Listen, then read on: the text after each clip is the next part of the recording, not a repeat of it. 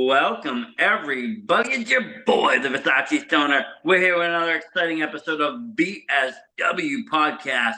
Tonight, we have a very special guest. We went deep. We went all the way to the tip-top bottom of the South for this one. The one and only Carl Knight. Welcome. Well, to be fair, I'm in North Texas, so it's not really the tip top bottom, but I appreciate that. From from the Dallas region, so I'm a sportatorium guy, so I'll be referring to World Class Championship Wrestling a lot. So And, uh that's why I like this, though. You come from a region that is so rich in wrestling heritage between trainers, workers, and everything. And I'm the same. I'm from the Northeast, which was like Killer Kowalski territory. right, So right. most of the training came from Killer Kowalski. Most of the Hmm. students that came out of this from Killer. So I love that because back in the territory days, everybody had their own way of working. Today, everybody moves around. Yes, it's better for business, but a lot of the heritage and a lot of what wrestling was got lost in that transition. Yeah, you know, we talked a little bit yesterday or day before through Messenger. We were talking about the different styles of wrestling and stuff like that. Me being a Texas guy, so we're like down home farm raised blue collar, and y'all are you're the factory working blue collar group up there, which is what made ACW so special, especially up in that region, because I mean there's a bunch of factory workers at those shows. But yeah, I do believe that some of the training aspects in wrestling did, they've lost touch with, like you said, the heritage and a term I like to use, the legacy behind it. And it's kind of a black eye right now because anywhere on social media you can, like, for like the last 2 weeks, apparently there's been a lot of people putting untrained people to work, and refs, and I've seen some shit that just absolutely drove me insane. Yeah, But I mean, you do see it. I saw. I mean, even up here. I mean, as far as Pennsylvania, I saw a match. It had a guy, and these people are working it. The guy gets knocked out somehow, but they don't stop the match. His opponent keeps working a knocked out wrestler. The oh ref's yeah, I not saw that. stopping. I saw that. And you got to shake He your didn't head know to and go, stop it. "What the hell is going on? What are we doing Well, here?" so he didn't know to stop it because he doesn't know what a knocked out human being looks like.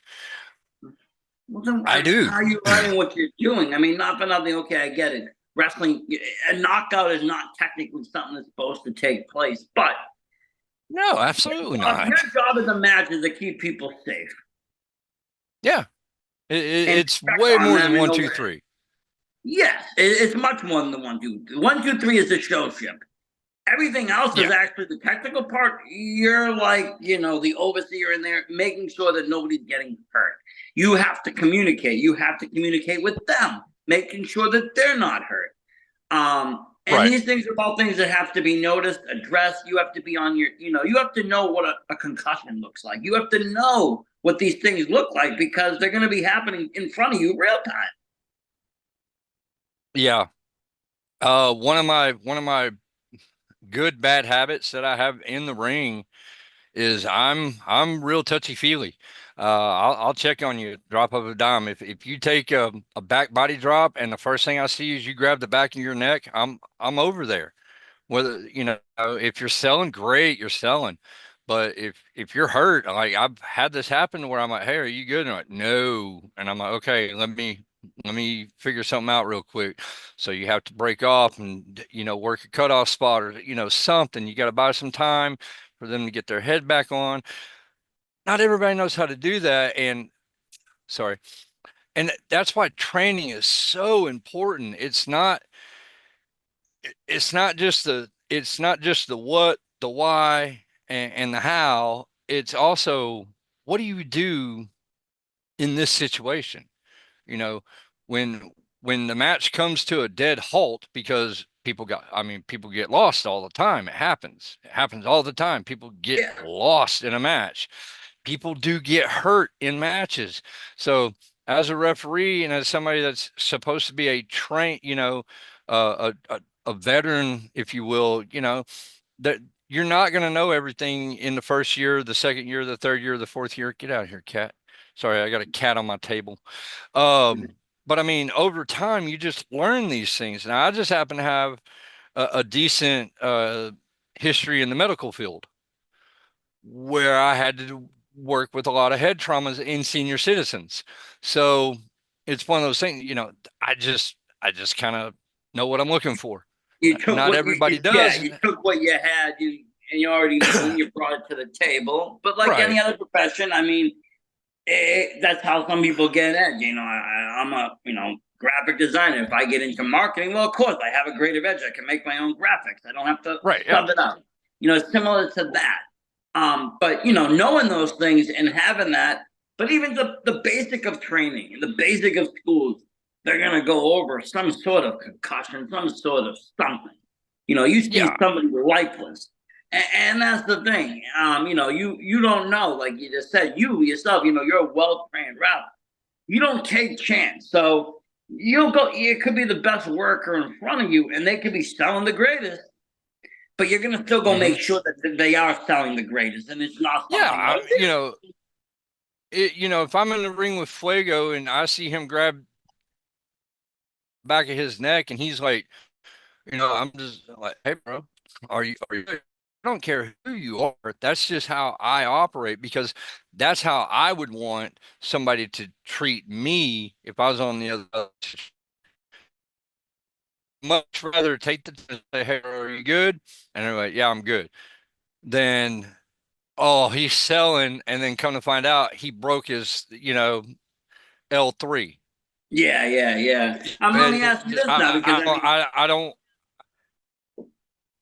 have you ever yourself got injured in go ring, ahead. like due to accident? Yeah. As a matter of fact, 25 years ago, when I was training to be a wrestler, I actually broke my spine. When I say that, there's a little dramatic effect, but I did break my back. I broke my coccyx, which is your tailbone. It happens, but my L3 and my L4 basically compressed on top of each other. My L7, which is maybe I think two vertebrae above your tailbone, it basically exploded. It ruptured.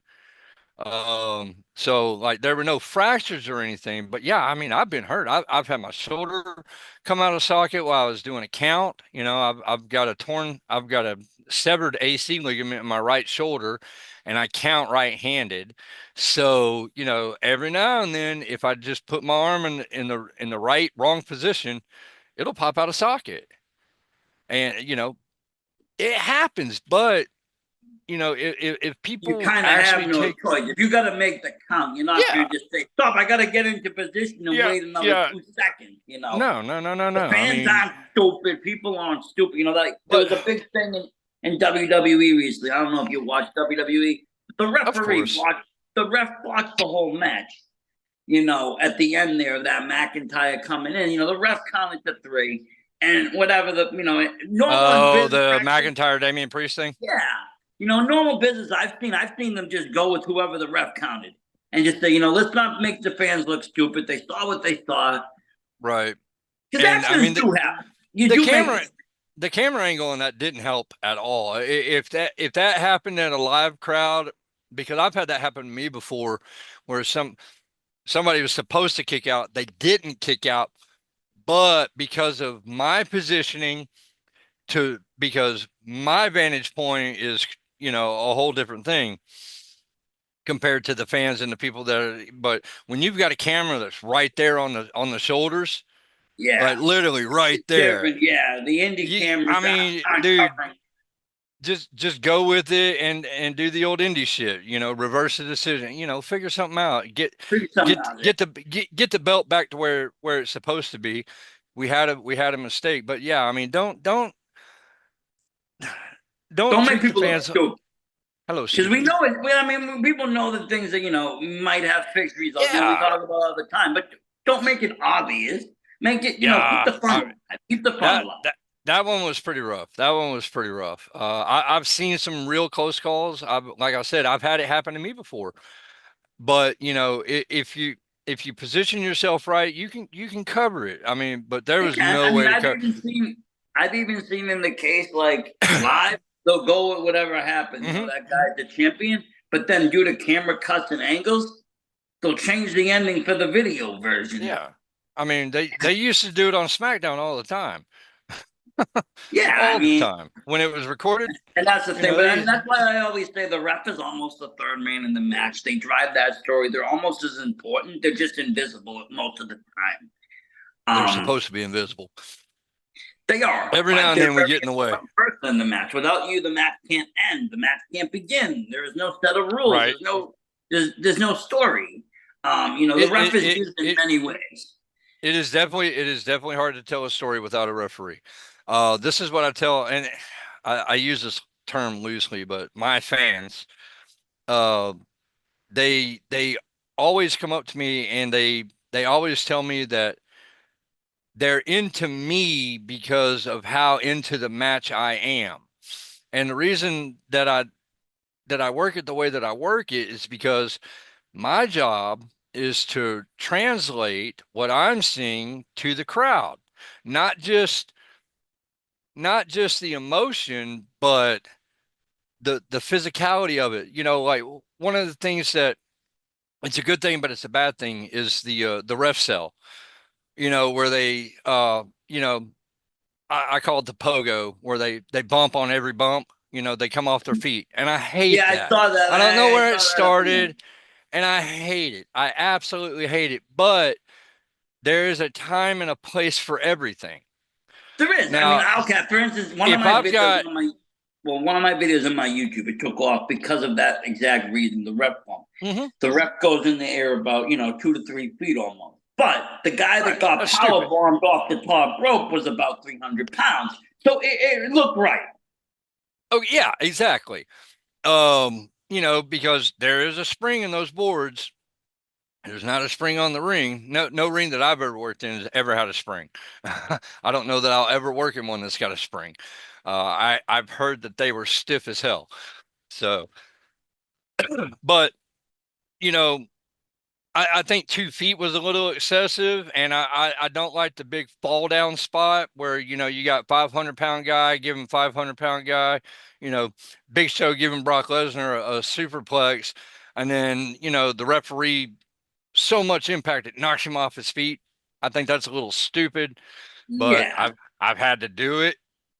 Sometimes it's tell the story to gain the well, advantage for one or another, or it just depends on it build depends on the momentum. story. It depends on the story that you're trying to tell. If you're trying to tell a story of, 800 fucking pounds of beef flopping around in the ring, all right, yeah, cool. But if you're trying to, tell the story of this guy's a tough motherfucker and that guy's an even tougher motherfucker, you know, me falling off my feet when they do a superplex is kind of corny and campy, It's in like, my yeah, opinion. man. In my Okay, opinion, granted, you're a ref. You're not supposed to be a wrestler, but like, then again, you're a ref. If you weren't somewhat capable, you shouldn't be in the ring in the middle right? between these two guys anyway. I mean, I'll react to it, but I think me doing the whole crumble fall down and like, oh my God, I think that's a little much, but reacting to it, absolutely. Yeah. I'm gonna Yeah, I mean, hop up a little bit because that's 800 pounds of meat that just hit the fucking ground. There's gonna yeah. be a ripple Regardless, effect. there's some reality to it. But I mean, at the end of the day, you also have that authority to kick one of these people out the match. Say it's over, you're done. You just landed on you just put your hands on me. This is Yeah. disqualification. The ref, like I said, it gets used in many ways. Sometimes it's used for a distraction, tag team match. Someone's got to talk to you while the other two are working the corner. Whew. Um, Don't even get me started on tag team wrestling. you don't like tag team wrestling? Okay, here's the thing. It's not that I don't like it. I love tag team wrestling. I was a huge fan of the Freebirds and the Von Erichs and the Simpson brothers. The Road Warriors. Luger and Sting. The Rock and Roll Express, Rock and Roll RPMs out of USWA. But those guys actually worked in tandem, and they worked the way they're supposed to. Now we've got into this get your shit in movement, and everything is a goddamn spot fest, and the babies are the ones that are burying the ref more than anybody. The heels are doing their job the exact way they're supposed to, but I can only draw out a 5 count for so fucking long before I look like a blooming goddamn idiot. And that is a huge problem in professional wrestling from the top to the bottom. It doesn't matter what show it is, it's a problem. AEW, WWE, NWA, TNA, Evolve. I've seen it. It's a shit. Tag team wrestling, in my opinion, in today's state, is an absolute shit show. And people really need to learn how to get back to the basics of tag team wrestling, especially the baby faces, Well, because I mean, they're the ones that are burying the refs. well, I mean, that's the thing. I think a lot of the problem, started when, when I grew up and, I didn't watch, down south wrestling a lot. I was, being up here, we got access to WWE, WWF Right, at the right. and it was hard to get out of that. I got a little bit of WCW when I could later on, but most of the time what I saw was WWF. But at the time, we had very good tag teams up here. We had, the Hart Foundation, Demolition, Mm-hmm. Yeah. real tag teams. And that's what I call them, real tag teams. They came out together, they looked unison, they looked together, they worked moves They together. looked like a team. They looked like a team. It They didn't wasn't look like two guys that said, "Hey, you and you're going to be in a match no. tonight." And then some, all of a sudden, they wanted to do something different and they decided to do these makeshift teams where they take two megastars and throw them together. And sometimes it worked, Hogan and Savage, and to tell a story, Ultimate Yeah, Warrior Hogan once in a while. But then you started seeing it happening all the time on every yeah, show. And now they're becoming a regular thing. And like you said, teams today, some of them don't even come out together. yeah. They have separate entrances. They were announced separately because they each had their own clout. They each had their own thing. They're not really working for the team. Where Right. before they were like a team. That was their unit. That's what they did. That's what they came out to do. It. They would put each other over. That was their job. Yeah. And I mean, you can still have a tag match and not call it tag team wrestling. No, it's because true. because I mean, yes, they are a team, but it's a team of two individuals that are working towards the same goal, obviously. But an actual tag team, like you mentioned, Demolition, the Dallas Mavericks out here, they don't have the starters coming out in one uniform and the other guys coming out in a different uniform, Yeah, no, They they come work out, they together. look they all look the same, and so yeah, so there is a stretch between tag wrestling and tag team wrestling. But I mean, I feel like it was the norm though, because like even like silly, stupid gimmicks like the Conquistadors. At least they came out looking alike. They came out Uh, looking the same. At least they yeah, were a real tag team. yeah. So I mean, Um, but like I said, my biggest issue well, with you said tag the team baby wrestling right now, because they're the ones yeah, that I got mean, to deal with you. they're the ones that are doing it, and I get it to some extent, but the way that I grew up with tag team wrestling is your double team finish was only done one time. There were not a whole lot of, you know, actuous double team moves within a tag team match, except for like maybe, hey, I got him in an arm bar. I'm going to tag Ricky in. Ricky's going to come off the top rope with an elbow, and then I'm getting the fuck out of the ring. Well, yeah, because I mean, you got to remember they wanted to make a differential between a tag team match and a tornado tag match. Right. Right. But the where thing about it there wouldn't is, have to be any of that rules. exactly. But And when that's what every everybody's kind of treating it like a tornado tag match now. And like it really makes the refs look bad. It really does. And I hate to say it, but it makes the booker look bad too, because the booker should be the one watching this back going, dude, y'all buried the fuck out of that guy. How about you tone that shit back a little bit?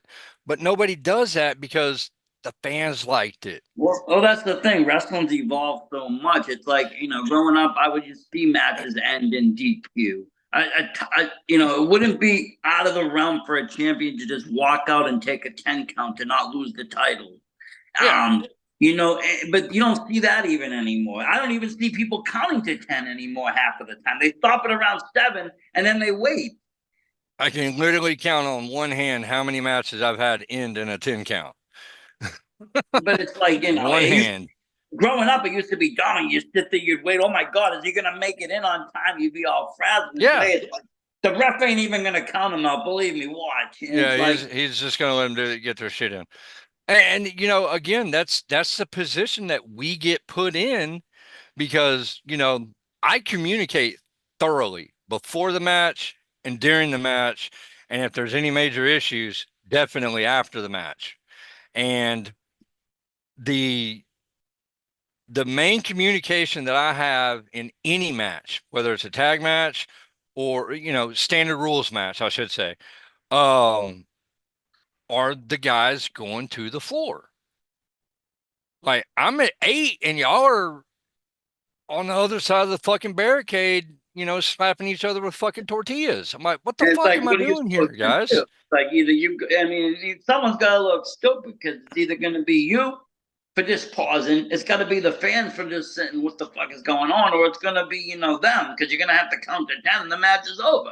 Yeah, And I obviously mean, that can't happen. You'll get yelled at for that. That ain't and happening. we're So fucking 4 minutes into the goddamn thing. But no, they want to go outside on the other side of the barricade to slap each other with tortillas and expect me to just go along with it. Like, guys, like this and is that's not what we talked about.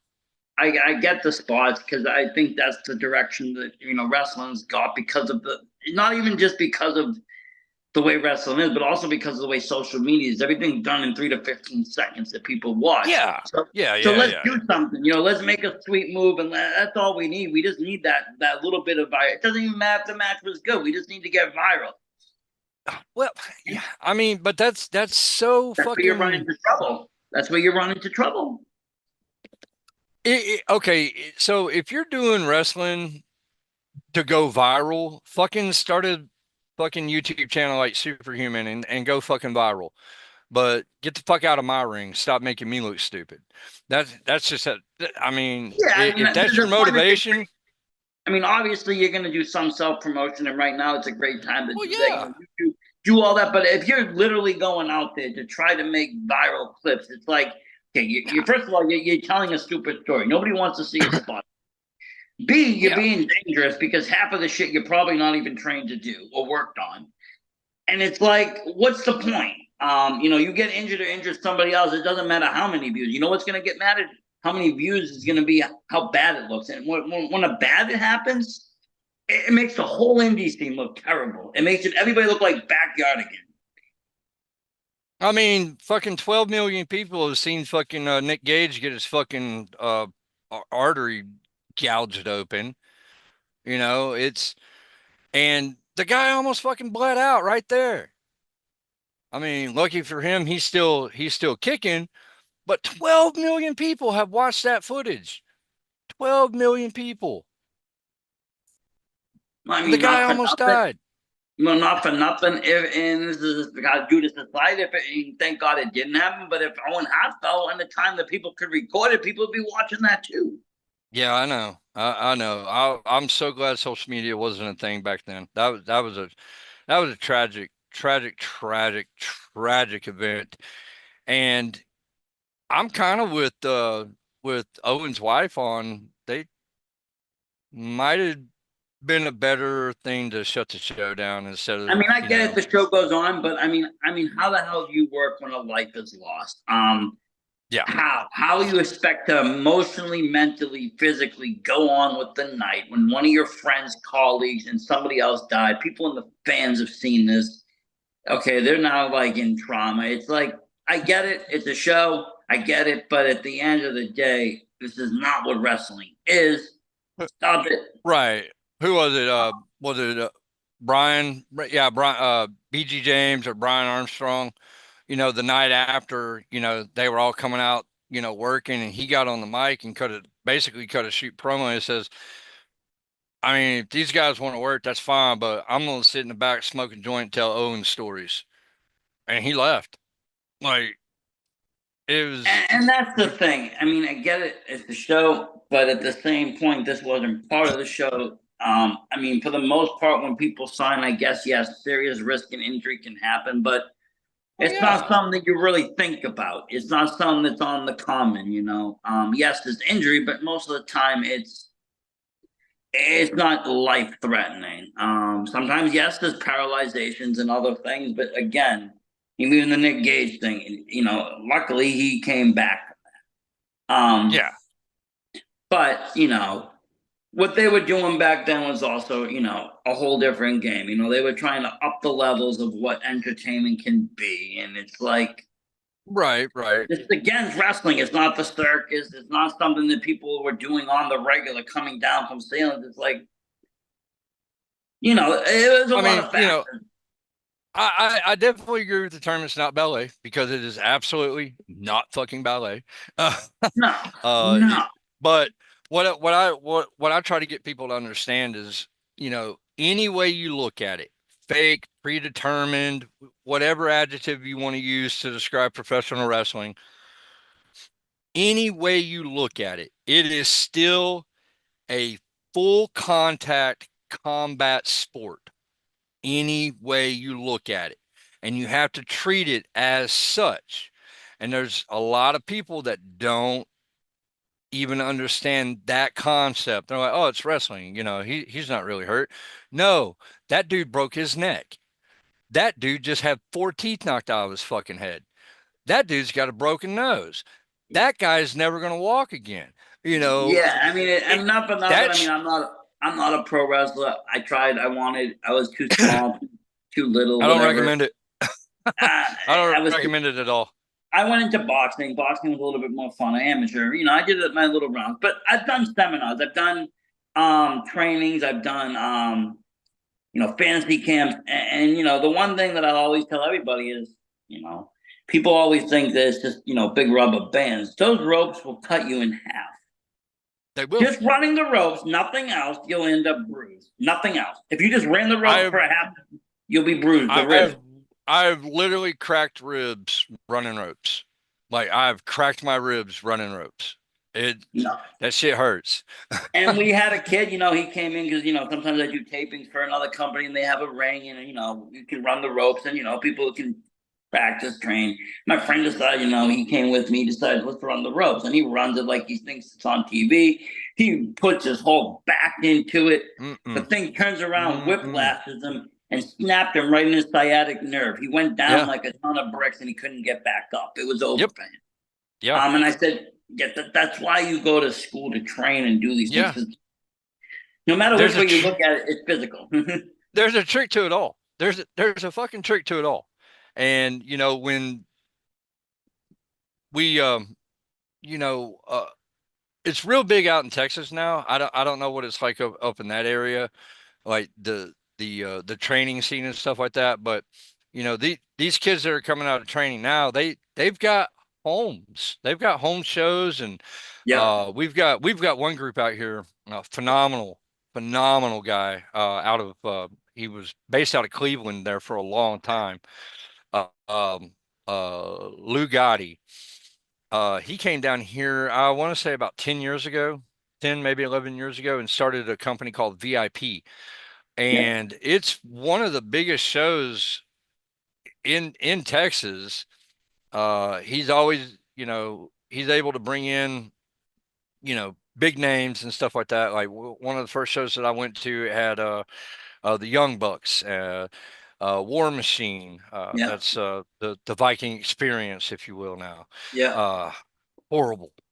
I hate that. Anyway, but Yeah, I but mean, he started the school, and he, he trains these guys through every aspect of the business, not just the in-ring stuff. He teaches them in-ring. He teaches them psychology. He teaches them social media presence. He teaches them about, you know, like they have to, I think they have to write an essay before they graduate. I mean, he yeah, they teaches them treat the it as a business, business and which side of it is. it. Yeah, it really is, and you are your biggest proprietor. You're If you can't self-employed. market, if you can't market yourself, nobody's going to do it for you. Yeah, we So have similar up here. Like all the bigger promotions, Chaotic, Limitless, Beyond, they all have schools attached. And these kids, they come in, they go yeah, to school, and they graduate. We've had, like people like, Sasha Banks and now Mercedes, she yeah. came from Chaotic School. A lot of it, like I said, we had the Killer Kowalski School out here that was attached to a lot of promotions. But yes, that is one thing. And I was talking to somebody on another podcast about that the one cool thing is they're not just teaching, 20 years ago they would just tell you how to fight. And they Yeah. wouldn't even teach you how to make any money out of it, they just teach you how to fight. Nope. Today they put you right through and they'll teach you, what you need to do to succeed in this business and where you want to go. Do you want to go to the WWE? Do you want to be your local fan hero? Whatever you want to Yeah. do, they'll steer you in the right direction. They won't like try to just undermine you, which 20 years ago they did. Well, when I first started training back in 90, I want to say 94, yeah, 94, it was a cash grab.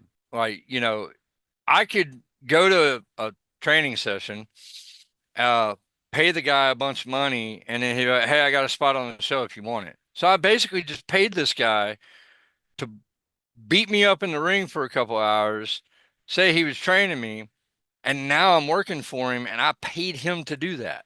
And that was a big thing. That was especially in the South. I don't know how it was up there, 20, Do you 30 guys years have ago. to commit? Do you guys have to be commissioned?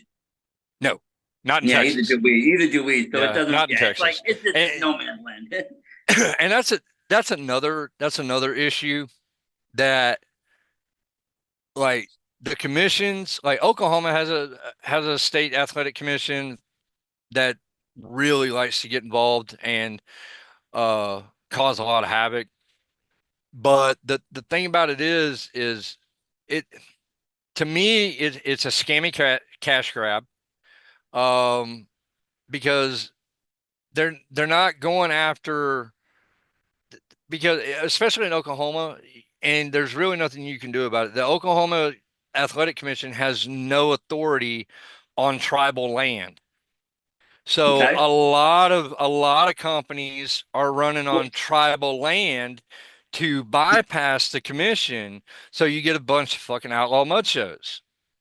but they're saving hundreds and hundreds of dollars doing so. But also, you get all the mud shows, and yes, and Yeah, that's the but you thing. get all the fucking mud shows. Now Texas doesn't have a commission, and I'm not saying that a commission isn't beneficial if it's done properly and ran right, and they focus on the right stuff, like keeping the riffraff out of the ring, you know, keeping the mud shows to at least a minimum, because you're not going to be able to maintain everything all at once. You're just not going No, to. and It's there's not going to always going to happen. be underground shit in somebody's backyard Yeah, that they'll just yeah, start. yeah, yeah, yeah. You're not But going to be able to. But I mean, we have some commissions around, like in New York has a commission, but like yeah, they allow no bleeding. I went to a show once. This dude started bleeding, and they just stopped the fight. They came yep, out, stopped the match. yep, New Hampshire has, a pretty strict one, I was told, and not like very few people. Maybe one promotion runs out of there. Everybody will either go to Maine right. or Maine. But Hmm. Maine, Mass, Rhode Island, none of these people have commissions, but they almost police themselves to an extent. They don't allow. They start seeing bullshit shows pop up. People stop working them. People don't get involved with them. People will tell other people don't go Right. to them. Yeah, The and workers are word of untrained. mouth is going to be, yeah, word of mouth is going to be your biggest benefit there. But especially with social media now, because And if it's if not even to somebody, undermine what they're doing. it's just to protect the people that are trained from going into situations where they're working with people that they don't know Hmm. that are untrained and they get hurt. And all of a sudden they lose their spots in legitimate promotions for 6 to a year. And it's like, Yeah. for what? Yeah. For $20. If Because he's got a buddy that can do a shooting star press, and that's all he knows how to do on a trampoline into a pool. But yeah, and he'll do it for free. So no, I when I but he first got looks back like into Seth it, Rollins. yeah, no, he comes out to the Shield music and everything. I'm like, oh, Jesus Christ.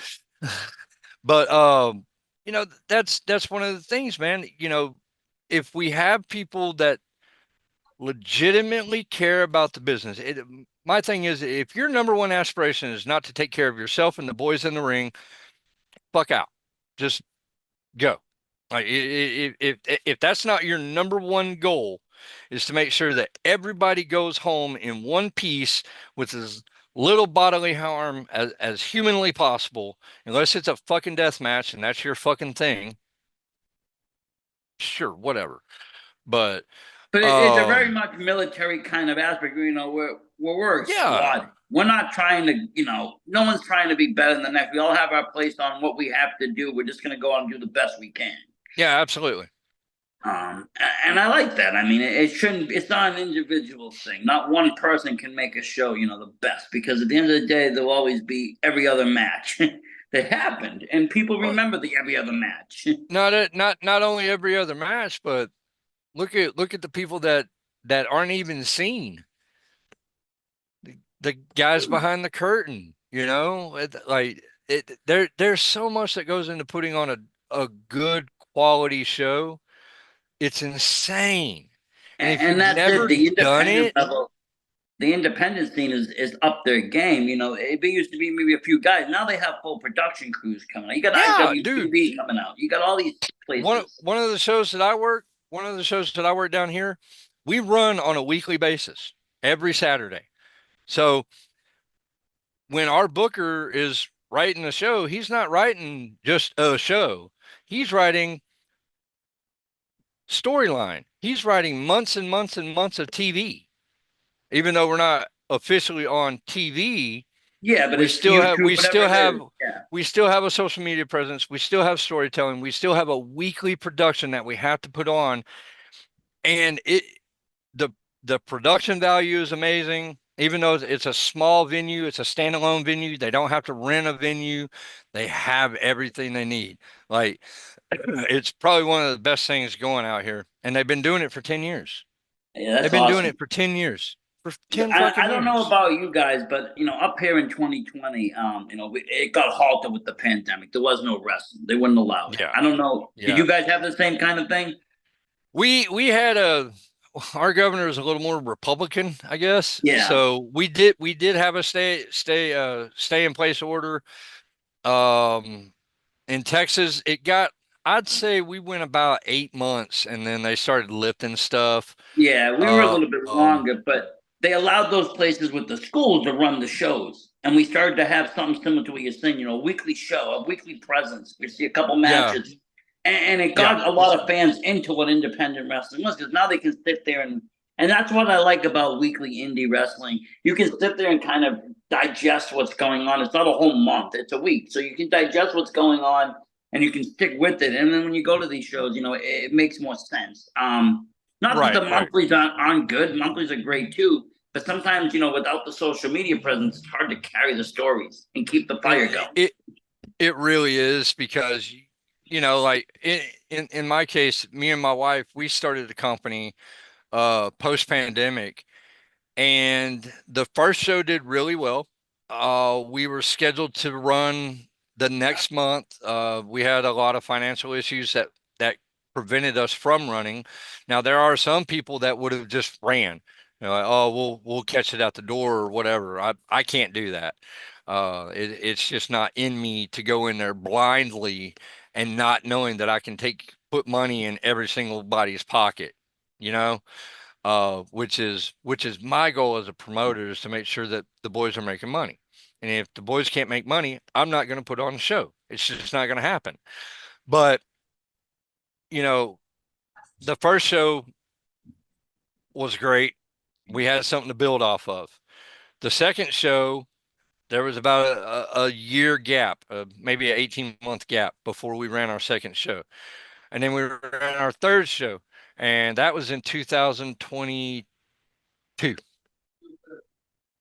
So, it's just I've got a good format. I got to run closer than, a year and a half apart from each other because Yeah, I think that's you the can't thing. tell a It's just story that way. That's just, storyline for the team, because and not to mention, well, it's easy, right? Nobody's contract. So now you've seen these guys wrestle every other yeah, promotion, all these places around. It's like, okay, wait, well, what's going back on at this place? yeah. Yeah, it's just one of those things you don't want to, like, the first show that I ran, every match that was on the card was a first time anything for any of those performers. And then people picked up on it, and a couple of guys started getting booked all over the state of Texas, you know, working the same match. They worked like 8 times after they worked for me for the first time. So I started a trend with these two guys. As it was a fun show. It was my first show.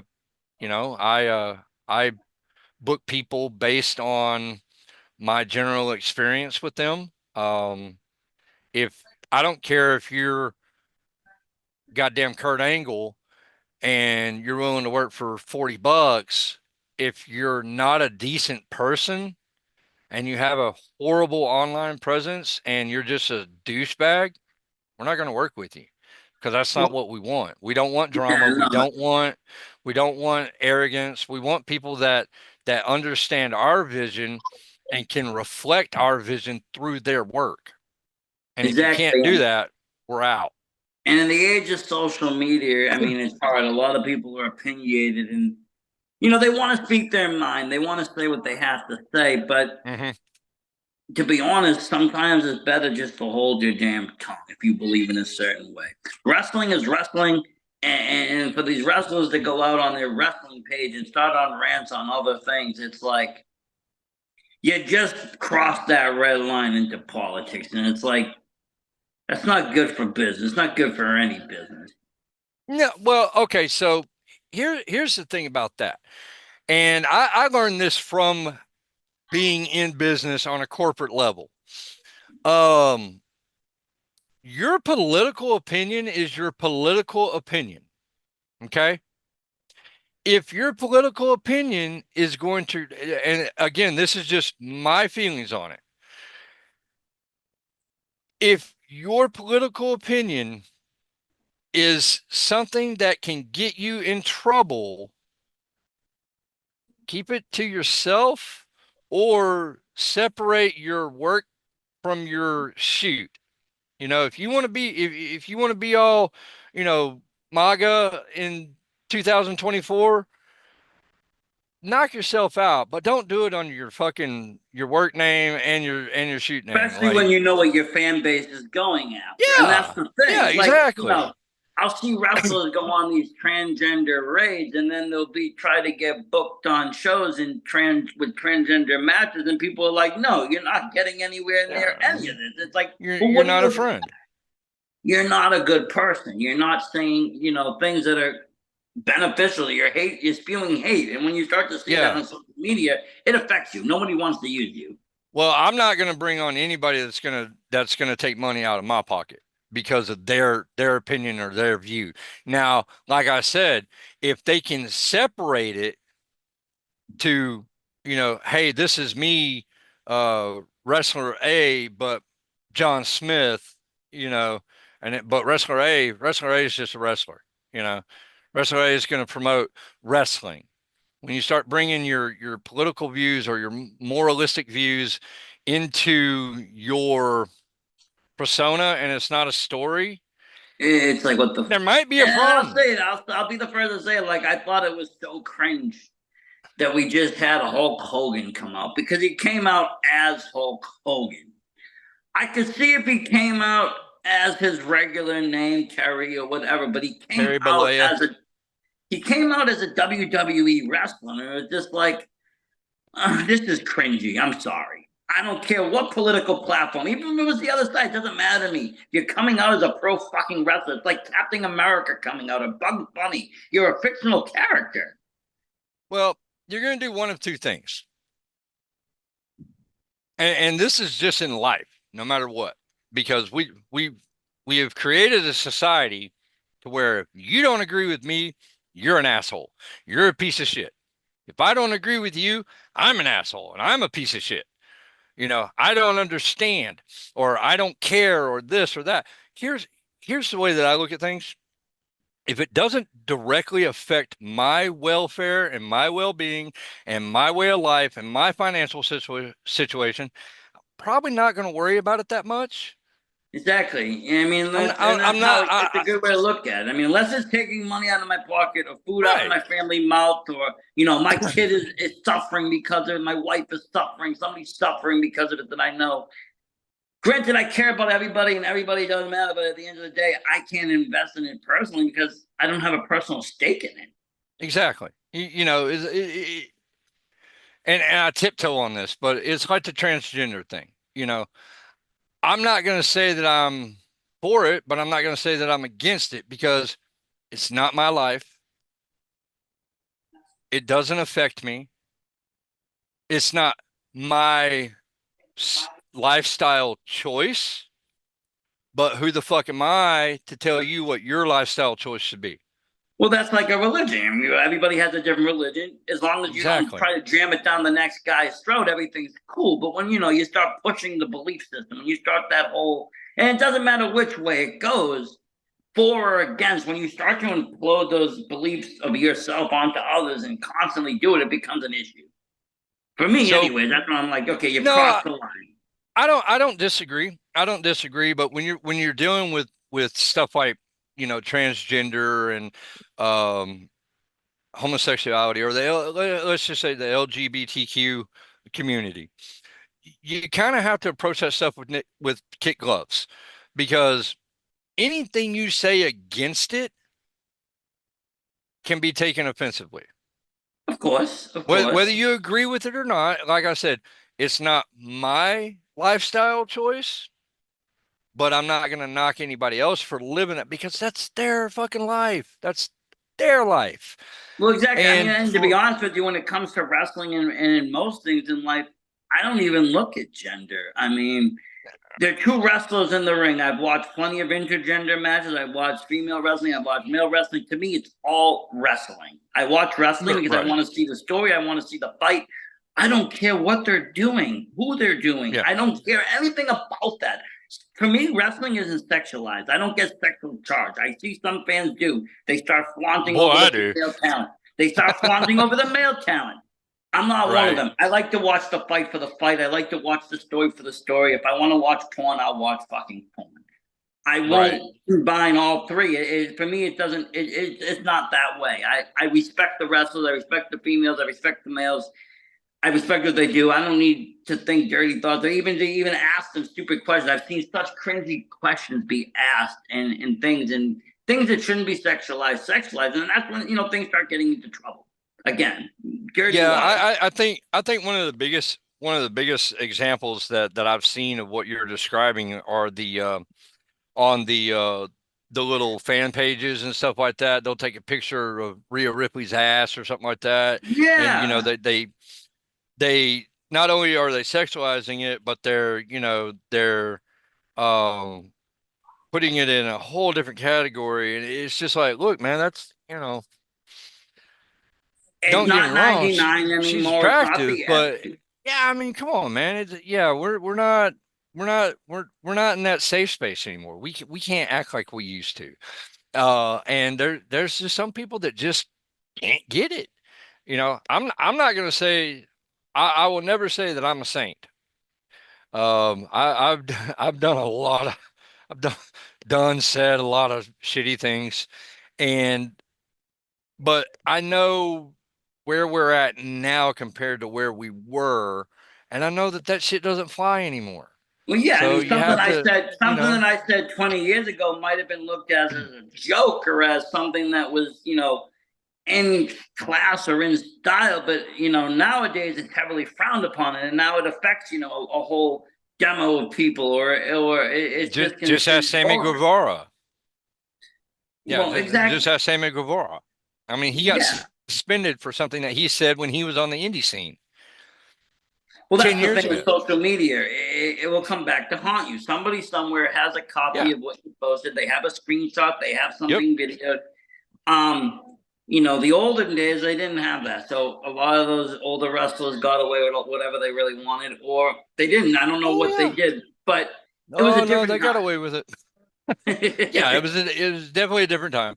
It was definitely a but different time. It but was a again, I different mean, even for a breed of while, people. WWE was sexually charged. That was what they wanted it to be. They wanted the Attitude Oh Era. They yeah. wanted these big-breasted women. They wanted all that, and then they didn't. Now they want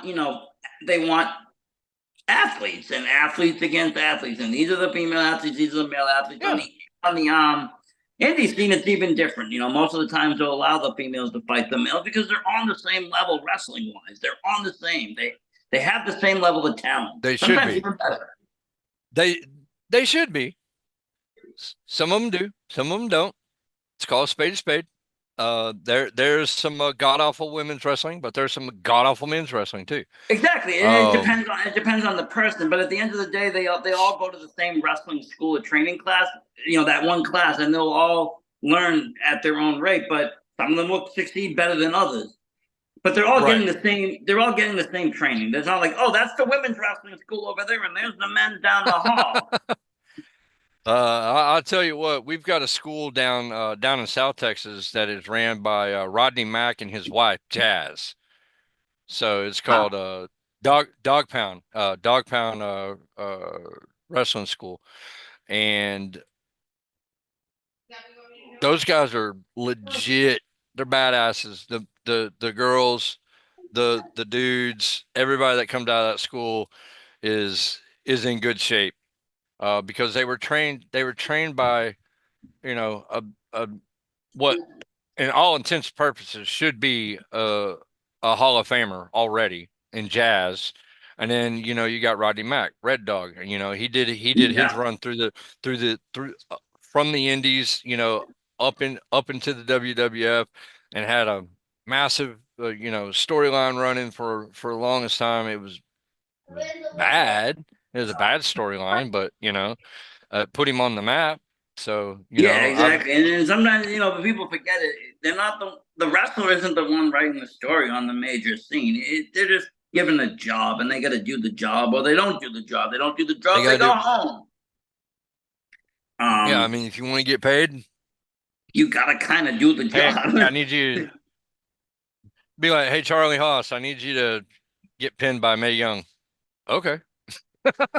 You know, And it's just like, okay, it's whatever just it one of those is. things. It's like, all right, I'm getting paid, right? Well, yeah, whatever you need me to do, dude. I'll let a broom pin my ass. Yeah, Like, if you're and that's what it is. I if mean, I'm but able to take sometimes, care of my family, keep a roof over my head, a car, cars in the garage, food on the table, I'm going to do whatever the hell you pretty much ask me to do within reason. Don't ask me to take a bullet in my temple, uh, because, that's probably a bad idea. yeah, But yeah, I wouldn't recommend that to anybody. no, But I yeah, mean, it's just one of those things is, if you want to be successful in any line of work, not just professional wrestling, but in any line of work, every now and then you're gonna have to eat a shit sandwich. You're gonna have to swallow your pride. You're gonna have to eat that shit sandwich, and you're gonna have to chase it down with a big old fucking big gulp of bullshit. You don't like it. You don't have to like it, but sometimes that's what you have to do. Now, yeah, that I mean, doesn't every mean you actor's kiss an taking a ass. shitty role to get a good role. Every actor's taking a job they didn't want to do. Every wrestler's probably Yeah, worked, even on WWE, have worked a match that they've hated or they just didn't want. And it's like, well, yeah, got to start somewhere, and you I start mean, some. and everybody equates that to kissing ass, and that's not kissing ass. That's doing what you got to do. Kissing ass is when you start politicking. Kissing ass is when you start running. I hate to say it, but anybody that was buddy with Kevin Nash and Scott Hall and Six Pac and Shawn Michaels and Triple H back in the day with the Click, they were kissing ass. Well, now it's literally now it's coming out that HBK may have done more than just kiss ass. This thing he might have done even more than that. But Again, I don't know. I don't care. I don't know, but not my story. It's happened in every other industry. Why not pro wrestling? Who doesn't sleep with the boss to get ahead? But again, they're a perfect identity. What you said, they politic their way to the top by kissing ass, getting other people in trouble, being the boss's favorite wrestler, and that's when it goes too far. But everything else is almost paying your dues. It goes along with setting up the ring. It goes along with taking down the ring if needed. It goes along with staying late. It goes along with helping. It goes along with trying to be a good wrestler. I've been at a show longer than a goddamn promoter has. I've been at shows where I got there before the promoter did, before the ring did, and I didn't leave until everything was on the truck and the truck was rolling out, or I was pulling the damn truck. So, paying your dues, that's a big thing for me. And I'm not saying that everybody got to stick around, but I mean, look, dude, if let's say we got a show with 7 matches, most of them are singles and 1 tag match and a triple threat. So if you do the math, that's about 20 people. Yep. Close to 20 people. So if we're tearing the ring down, if the show's done at 9, and if I start tearing the ring down at 9:05, and everybody puts 2 hands on something, I can have that show ripped down and on the road by 10 o'clock. And there's no reason why that everybody, I mean, that unless they have to leave, unless they've driven 20 hours or some other reason, they can't hang around and help you out a little bit for whatever time period, just to make it easy for everybody else. Because again, you're a squad, you're a team.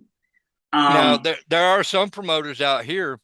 I don't know about up north, but I know there are some promoters in Texas that will they hold your pay hostage until the ring's broke down. There you go. I've seen people just go for the envelope after the match. That's the way to do it. You wait till that's done, it's time to go. There's certain people that you can do that to. If you've got a show full of rookies, let's say you got a bunch of guys, let's say you got a show full of guys that have been in the business 4 or 5 years. Maybe 1 or 2 of them have done something outside of the state, yada, yada, yada. There's no reason none of those guys should be able to help out a little bit. Yeah. But I'm not gonna sit there and tell Brian Cage and Fuego del Sol and James Storm, hey bro, I need you to help us break the ring down, and then I'll give you your pay. That's not gonna happen. That's because they're gonna look at me and tell me to go get fucked. But there's generally good vets out there. Like, look at Jimmy Hart that will go do a show, will sprint down the ring, will sit and take down chairs automatically without question, because he knows that's the way to run. Yeah, I mean, that's just, the biggest issue, I think one of the biggest things lacking in professional wrestling right now is positive, not role models, but positive examples. Everybody can show you what not to do, but not everybody can show you what to do and is willing to do it because, I don't want to ruffle any feathers. Like, usually if I'm working a ring crew or running a ring crew, I'm the last person you want to make mad. Because if I'm on that ring crew, it's not just because I'm on the ring crew, it's because I'm on the show. The booker and the promoter respect me, they respect my opinion, and I can literally, and I'm not trying to boast myself or anything like that, but I can literally have people written off the show. Well, yeah, because I mean, if people are trusting you that much, they're going to trust your judgment. And if you say someone's a total asshole, then they're not going to want to use them. Well, here's the other thing. I'm a booker and promoter too. I see that shit. When I see 20 guys bolt right after their match, and I'm the only guy with me and 2 other guys breaking a fucking ring down till 1 o'clock in the goddamn morning, and I still got a 3-hour drive, guess who I'm not calling? I'm not calling those 20 people that left. I'm going to call that one guy that stayed until 1 o'clock in the morning. That's the guy I'm going to call. because that's the type Exactly, of dedication. and That's the rightfully type of guilty. dedication I'm looking for. Because if you're that dedicated to the business, you're that much more dedicated to your presence and your matches and what you want people to see. And then 15 to 20 of those guys, you got yourself one hell of a show. Yeah, And that's how you build a good brand. That's how you build a good yeah, name. hell yeah, dude. And that's how you become that shining example of a promotion, how things should be run, and so Yeah, forth. And it's not a quick game. It's not a quick money flip. It's not something you take your tax return and go start a promotion and do. That's the wrong way. It all takes dedication, time, and a little bit of you got to go around. You got to see what's out there. You got to talk to people. You got to do some research, even. Um, right. Running a show isn't as easy as just having people No, show no, up no, and try to no. go ring. It totally isn't. I played the game. I've been set up one time to play the game. Somebody brought me in, and then the other guy didn't show up. I was the sole promoter at the show my first time. I didn't even know what the fuck was going on. Half my crew didn't Right. show up. People are hitting me up going, "I don't have no gas money." I'm like, "You're supposed to be here 5 minutes ago. What do you mean no gas money?" And I was just like, "That is, It's not prepaid.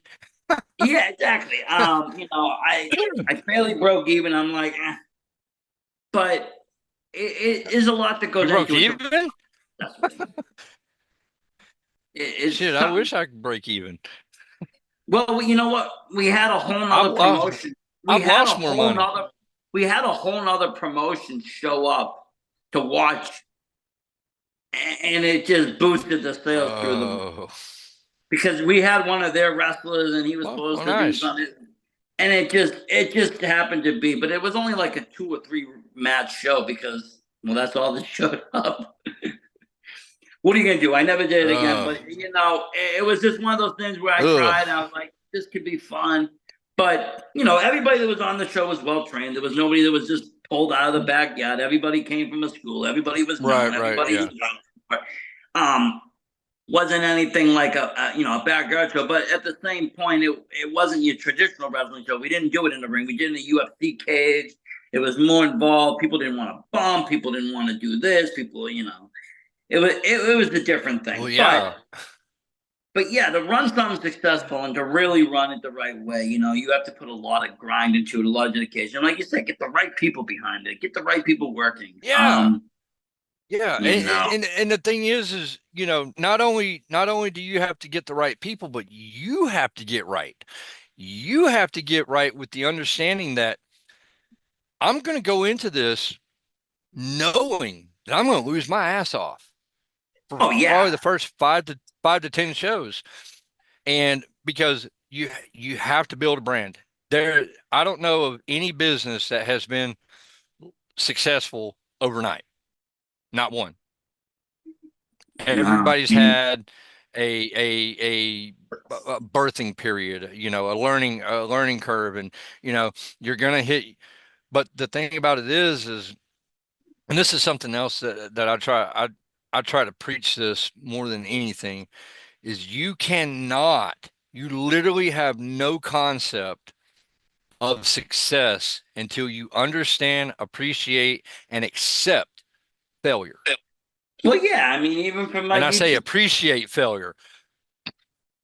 you So, have to. You it's have just to one of those accept it. things. I mean, well, Yeah. first of all, failure is part of any kind of game. You can't even win without failing.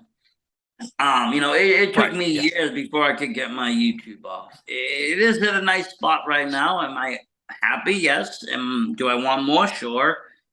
But at the end of the day, I appreciate the struggle I put into it due to the things that for the first 2 years it didn't gain traction. Videos have been, Right. not done good. Things haven't always do good. Sometimes I look at my weekly stats and I'm disappointed. I'm not happy. But at Right. least I know that I can, try harder. I can do better. And when I do better, I feel better. I'm like, oh wow, well I changed that, didn't I? But Or sometimes you can if I had never failed, I go ahead. wouldn't even know what that felt like. I wouldn't even know Right. to be better. You wouldn't know how to fix it. No, you can't like you can't sometimes. up the bar if you don't. You have to, and that's the thing. You have to keep learning. You have to keep growing, and to do that, you have to keep failing along the way. As you get to the next ring, you got to stop, fail. a little bit or slope down a little bit and say, okay, now I got to learn this to get up to the next level. And you got to keep doing that. It's a huge ass ladder everywhere you go. And you're always going to slip back a little bit or fall down as a step. But the key is to learn how to get past it and go back up and keep climbing and get higher and higher and higher Right. up. Yeah. And Absolutely. it's the same wrestling, same entertainment, same everywhere. You want to keep that learning going. There's some guys that will just shut the knowledge down and be like, okay, I'm done. I don't need to know anymore. I don't need to train anymore. I just Yep. know what I'm doing. Like, Yep. not so much. Dude, you've taken 4 front bumps, 2 high back bumps, and learn how to body slam. You are not ready. Sorry, Yeah, guy. and But that's the thing about the thing about it is we live in an instant gratification society now. Like we want everything right there. You know, well, I gave you a bunch of money and you trained me for 6 weeks. I'm ready to go. Nah, you barely scratched the surface in 6 weeks. You have yeah. barely scratched the surface in 6 weeks. Yes, you've got the basic fundamentals down, but that is barely scratching the fucking surface. Yeah, I You mean, know? up here is usually you ain't even starting to even talk about working a show for like 6 months. Never mind Mm-hmm. 6 weeks, you're still green.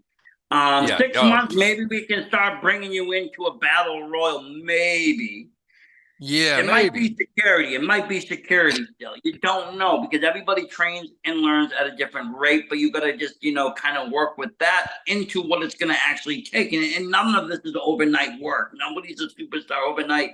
You need to learn the memory. You need to have the muscle memory. That takes time. Yeah. Because you got to remember, And even boxing, your mind is going in one way and your body's going in another. You might be starting to, like you said, people get lost all the time in the match. If you get lost mm-hmm. in boxing, you're going to end up getting knocked out. Your teeth are going Yeah, to go you're getting down. knocked the fuck out. Yeah, So you're you going down. you always have to. Your body has to learn how to defend itself, even when your mind fucking wanders. And the same with wrestling. You learn how to do these moves or take these moves, even in the lowest of your performance level, because you're trained to. Your body remembers how. But that takes time too. Right. That Yeah. takes reps, repetition, bump after bump after bump. Moves, training. I can't tell you how many times I've heard somebody tell me like if I didn't know how to bump, I would have hurt myself when I fell at the grocery store today. And that's the thing. Like, So it's a good world trick. It really is. You feel yourself slipping on the ice, just take the bump. But right? Yeah. we are just about out of time. But I did want to ask, where can people find you? Find all these great products you've been talking about, shows, all this stuff. Okay, so let's go down the list. Crap. My social media is everything is going to be under referee Carl Knight, YouTube, Facebook, Instagram, X. If it's social media, it's going to be under referee Carl Knight. I've got about on my YouTube channel, I've got probably about 108 matches over my 10-year career. So one of them that's funny is Baby Fuego in a triple threat. This is a long time ago, man. This is before he was Fuego del Sol, Swole. Um, we were working a triple threat, and it's one of those things that you kind of learn as you go sometimes. I was administering a 10 count in a triple threat match. Now I know better. Well, at least you You got the know? 10 count in. At least you started it Yeah. up. But the primary company that I work for right now is Metroplex Wrestling. Their social media is their YouTube channel is MPX Network. They're obviously you can find them on social media under MPX or Metroplex Wrestling. Really good, like I said, weekly show, been doing it for about 10 years.